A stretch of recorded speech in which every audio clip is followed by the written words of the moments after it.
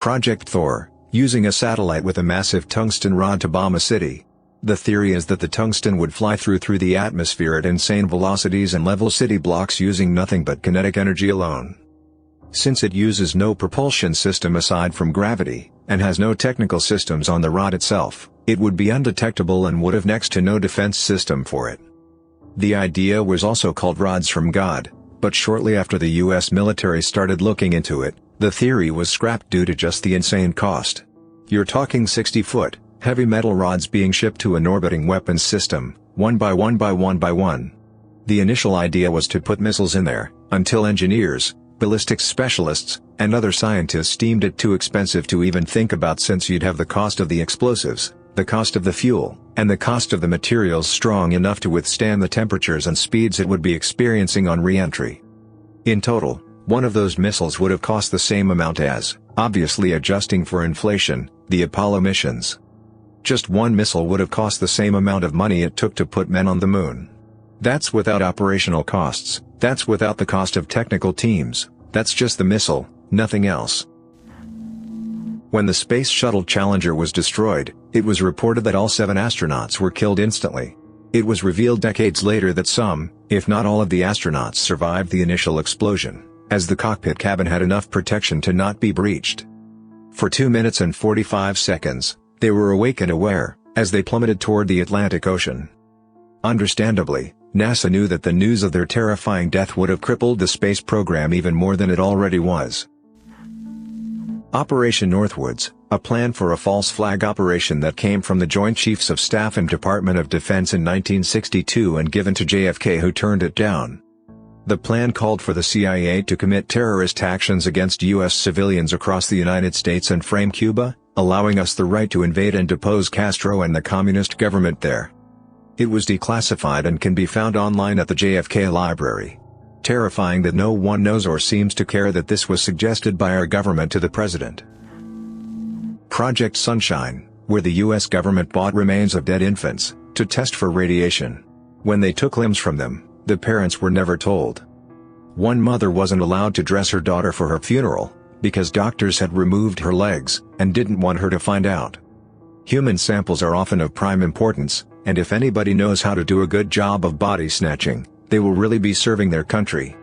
This guy, from which the quote is taken, was a Nobel Prize winner. Just throwing that out there. The Pentagon documents during the Vietnam War. I'd say they're more disgusting than terrifying, but a document leaked saying the war was unwinnable and the US was still present only to prevent a humiliating defeat. The document leaked in 1969, and combat troops were in Vietnam till 1973, followed by the South Vietnam's collapse in 1975. It's mostly terrifying because over 60,000 Americans were killed and an estimated 1 million Vietnamese, while halfway through the feds realized it was a lost cause but didn't stop. Project 100,000. In the early years of Vietnam, Robert McNamara created Project 100,000 as a way to draft those who previously failed to meet military mental and medical standards. This included a lot of Americans with an IQ below 70. Majority of these men didn't have above a 9th grade education and were, in a sense, a lot like Forrest Gump and Gomer Pyle.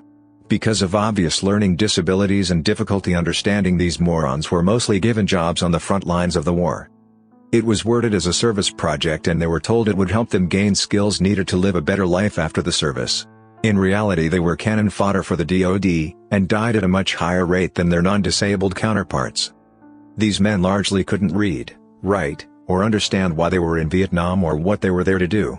They suffered more cases of post-traumatic stress, lower unemployment rates, and higher rates of divorce and suicide than non-NSM veterans. Very sad story of the government taking advantage of its own citizens. In East Germany, a committed freedom fighter and her husband had dealt with having her home raided while she was away, being arrested on the way to protests and all sorts of state-sponsored harassment.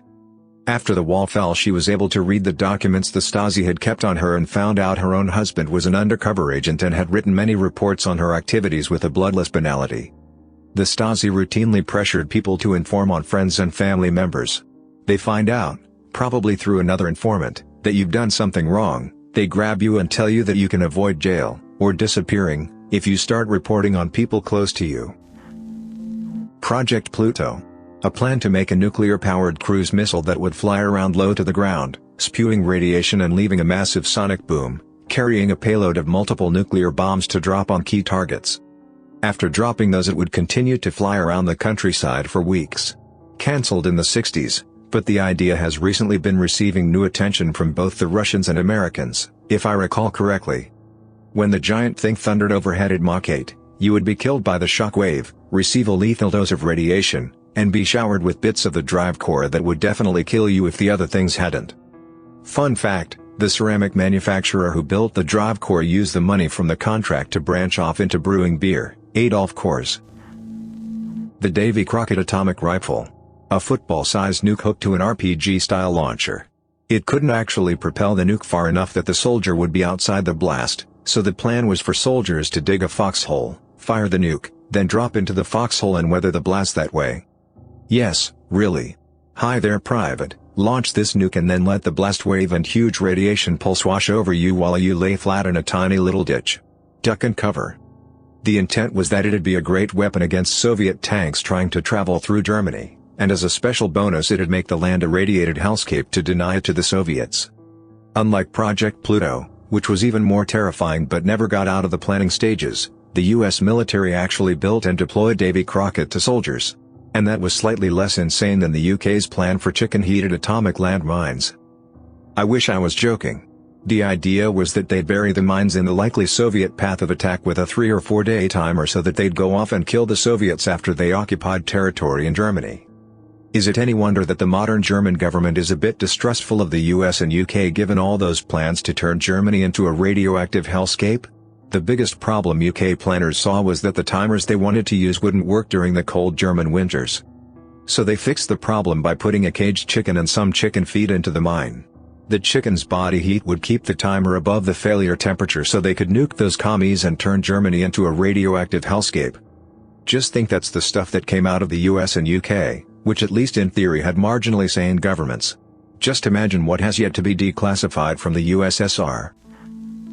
The Tuskegee syphilis experiment proves the US government will do just about anything to people, even its own citizens. 15 file cabinet drawers were filled with paperwork detailing the FBI spying operation on Dr. Martin Luther King Jr.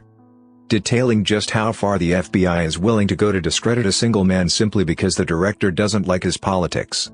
Similar, yet more refined, harassment has been used on others since then, usually resulting in people losing jobs, homes, family, friends and sometimes even requiring they flee the country in order to escape FBI harassment. The Abu Ghraib images are all of men. And roughly half the pictures were never released to the public because they were too inflammatory. Now what could be more inflammatory than what was already released? It's quite simple to figure out. Fully half the Abu Ghraib prison population were women and children, yet not a single image of women or children being tortured were released. Declassified documents detailing the CIA agent Luis Posada Carilles. This shows the hypocrisy of the whole country. As a CIA agent, not only did he engage in terrorism on a grand scale, but he even helped shoot down a civilian airliner, then take refuge within the United States. An almost exact duplicate crime that prompted the US to attack Tripoli and murder Gaddafi's preteen daughter. Then we found out that Carilles, by now a known international terrorist and wanted in multiple countries, was living free in Texas the whole time the Bush administration was conducting their war on terrorism. The Bush administration knew his residence for 6 years before they arrested him on immigration charges at the very end of their administration. This proves that the war on terror was not about eliminating terrorism, it was about cornering the market on terrorism. It was a statement that only the USA is allowed to engage in terrorism. Jeffrey Dahmer's full confession. A couple of 100 pages of pure madness. Necrophilia, dismemberment, skinning, lobotomy, body part preservation, cannibalism. Dahmer became pretty close to his interrogating detectives, Dennis Murphy and Patrick Kennedy, and provided a lot of detail to them. A lot of it in a pretty candid, offhand manner. The story of how this became known to the public is absolutely fascinating. 4 or 5 people basically walked into an FBI office, and looked important enough that no one cared, and then snuck in at night and just stole all the stuff they could fit in a bag. They kept seeing this weird word COINTELPRO and they were like, COINTELPRO? Then, they sent it to a journalist, where things got wild, and the FBI had a meltdown. They wrote a book about it, but there's a really good video on YouTube with interviews from the people who actually got the documents. The 25-year declassification release of some of the JFK assassination files a few years ago. From the FBI acknowledged 2 shooters. So the FBI knew, the government knew. 2 shooters. There was one assassin. After the first shot was fired, that killed the president with a shot to the head, a Secret Service agent jumped up into the president's vehicle as it sped off. Fumbling for his weapon, the pistol went off accidentally, hitting the president a second time. It would be understandable that the government would want to keep this hidden, as it would be extremely embarrassing to announce that a Secret Service agent wound up shooting the president, even if it was after JFK was already dead. The Khyton Forest Massacre. After the joint invasion of Poland by Germany and the USSR, the Russians executed 22,000 Polish officers and buried their remains in mass graves in the Khyton Forest. Years later, some of the bodies were discovered. The Soviets decided to cover up the atrocity by claiming it was the Germans that did it, based on a German pistol found in the area. Many people had their doubts, but this was the Soviet Union. You couldn't just openly question the state. Just before the collapse, the truth was finally revealed.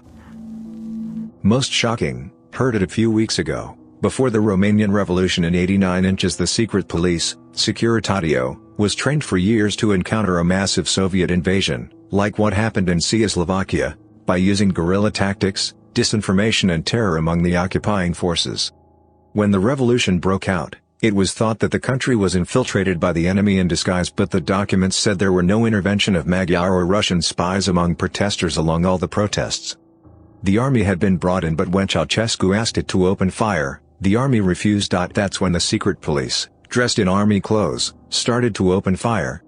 Ceausescu had no intention to flood the country with his helicopter. He was preparing for a full-scale invasion, thinking Western or foreign forces are attacking the country.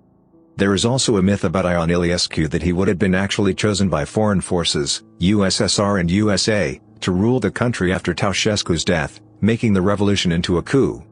Also, I realized that the terrorists' panic was actually produced by the secret police, that was implementing its strategy of guerrilla war and terror, being loyal to the communists at the very end. It is shocking because it explains why over 1,000 people died during the revolution, yet most of them happened in strange, short encounters with people dressed in black and using weapons the Romanian military did not had. Securitatea also had the latest technologies in equipment and arms. Also realized the secret police had a secret magazine in which they could publish things they were interested in, like the latest methods to break a man with torture or the already mentioned plan in case the country was occupied by a force the army couldn't handle. The Pentagon Papers and the Afghan Papers. The former show that President Johnson deliberately lied to the American people and Congress about the Vietnam War and conducted an illegal, secret bombing campaign in Cambodia, a country we were not at war with. To this day, unexploded ordnance still kills and maims Cambodians. The Afghan Papers show that U.S. policy under Presidents George W. Bush, Barack Obama and Donald Trump failed to bring peace and modernization to Afghanistan, but also that policymakers were aware that such an outcome was unlikely, all while emphasizing progress in public. Operation Paperclip is still pretty crazy to me. The US brought Nazis into the US after World War II to use them for their science expertise. Some of them came straight from Nuremberg cells. The most noteworthy being Werner von Braun. Von Braun built the V-2 rockets with Jewish slave labor. Every day they would execute the 5 slowest workers in front of the other workers to incentive them to work harder. Once he came to America, we shipped him to Huntsville, Alabama, where he built the Saturn V, the rocket used in the Apollo program, and got us to the moon. These people are partially responsible for one of the darkest times in modern history. It was either we take them, or the Soviets take them, and we weren't just going to line them up and shoot them.